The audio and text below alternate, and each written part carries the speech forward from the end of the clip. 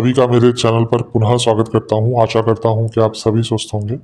महादेव की कृपा आप सभी पर सदैव बनी रहे।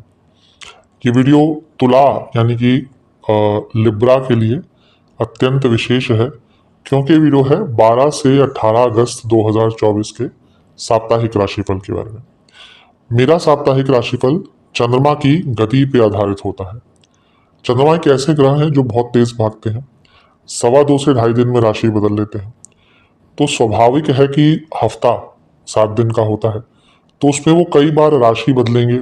अब जैसे अगर बात करें आपके लिए, तो दूसरे भाव से चौथे भाव तक का सफर करेंगे इस हफ्ते। और स्वाभाविक है कि वो कई ग्रहों के साथ युति योग दृष्टि संबंध बनाएंगे। राशियों का प्रभाव रहेगा, भावों का प्रभाव रहेगा। चंद्रमा मन के कारक हैं और डे टू डे एक्टिविटीज पर चंद्रमा का प्रभाव बहुत रहता है। इसीलिए इसी कारणवश ये जो साप्ताहिक राशिफल होता है ये बहुत विशेष होता है, ताकि आपके आने वाले हफ्ते को आपको थोड़ा प्लान आउट करने का एक अवसर प्राप्त हो। यदि आपकी लग्न राशि या चंद्र राशि तुला है, दोनों ही गाइडेंस के लिए इस राशिफल को देख सकते हैं। व्यक्तिगत तौर पे मैं हमेशा से कहता आया हूँ कि लग्न राशि से मेरे हिसाब से ज्यादा सटीकता बैठेगी। तो शुरुआत करते हैं।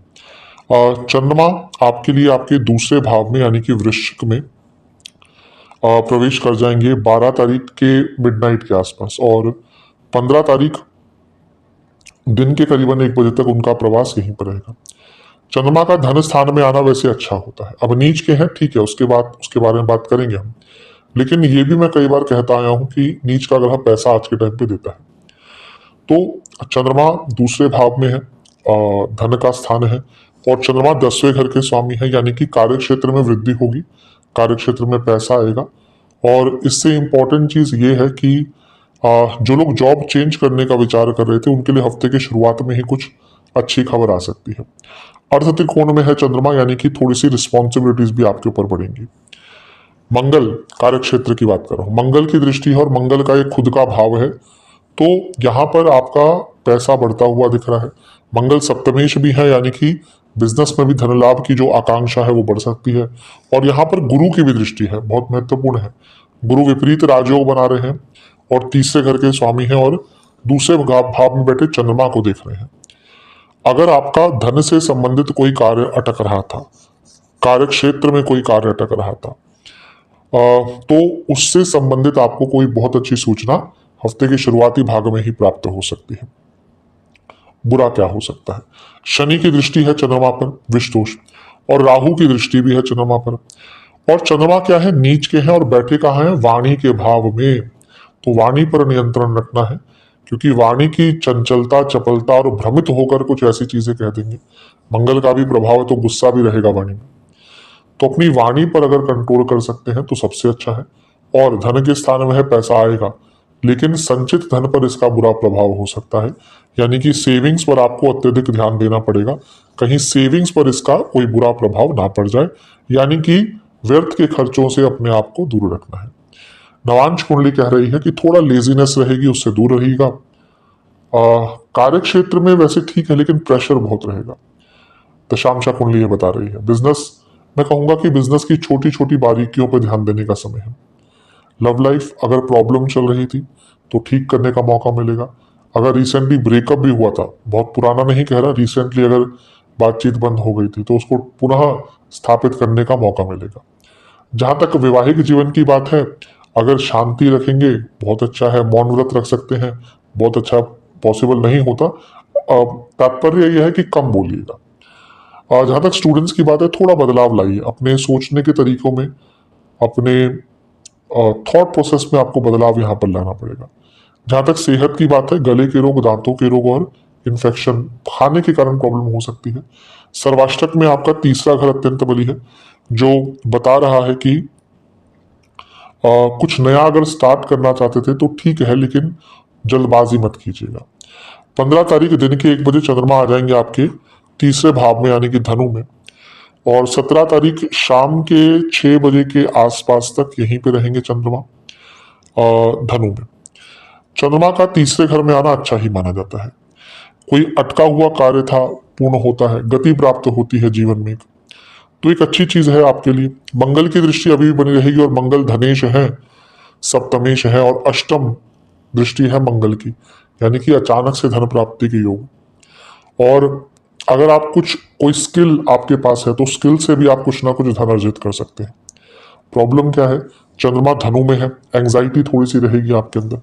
और गुरु से अष्टम में है, अब गुरु की दृष्टि नहीं होती आठवीं, मंगल की होती है, लेकिन ये शकट योग बनता है। तो सब कुछ अच्छा चल रहा होगा लेकिन कोई बहुत महत्वपूर्ण कार्य डिले हो सकता है। शकट योग का काम ही होता है। तो शकट योग के कारण कोई अत्यंत महत्वपूर्ण कार्य में डिले देखने को मिल सकता है। इसीलिए अपने आप को ऑर्गेनाइज रखेंगे तो बहुत अच्छा रहेगा। नवांश कुंडली कह रही है किसी पर भरोसा ज्यादा मत कीजिएगा, अपने आप को छोड़कर। दशांश, हाँ, कुंडली यहाँ पे ये बता रहा है कि कार्य क्षेत्र में ऑफिस पॉलिटिक्स तंग करेगी, ध्यान से रहिएगा। बिजनेस में जल्दबाजी से बचिएगा, क्योंकि यहां पर दिख रहा है कि थोड़ी जल्दबाजी कर बैठ सकते हैं और फिर नुकसान भी झेलेंगे। लव लाइफ की जहां तक बात है ठीक है सब कुछ, बस एक ही चीज कहूंगा कि अपने वाणी में सौम्यता और एक मधुरता रखेंगे तो अच्छा है। वैवाहिक जीवन की जहां तक बात है थोड़ा क्रिएटिव होने की आवश्यकता है। क्रिएटिव इन द सेंस कि आपको कुछ नयापन लाने की आवश्यकता है। ऐसा लग रहा है बहुत बोरियत आ गई है। जहां तक स्टूडेंट्स की बात है, आपको जैसे मैंने शुरू में कहा था कि थोड़ा सा ट्रांसफॉर्मेशन लाना पड़ेगा, और ये समय दिख रहा है कि आपको बहुत बदलावों की आवश्यकता है। जहां तक सेहत की बात है, गले के रोग, थायराइड के रोग और लिवर की प्रॉब्लम तंग करेगी। सर्वाष्टक में आपका तीसरा घर ये अत्यंत बली है। हफ्ते के अंतिम मध्य भाग में यात्रा के योग आपके बन सकते हैं। 17 तारीख शाम के 6 चंद्रमा आ जाएंगे आपके चौथे भाव में, और इसी दिन इससे एक दिन पहले 16 को सूर्य का गोचर हो चुका होगा और वो आपके 11वें में पहुंच चुके होंगे, यानी कि सिंह में।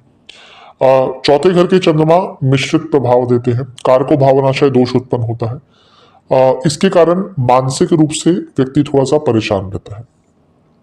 अच्छी चीज है कि गुरु की नवी दृष्टि आ गई, और गुरु क्योंकि विपरीत राजयोग बनाकर बैठे हैं, तो विपरीत राजयोग का प्रभाव यदि होता है चंद्रमा पर तो व्यक्ति अपने भौतिक जीवन के जो कष्ट होते हैं उनको सह लेता है, वो क्षमता होती है।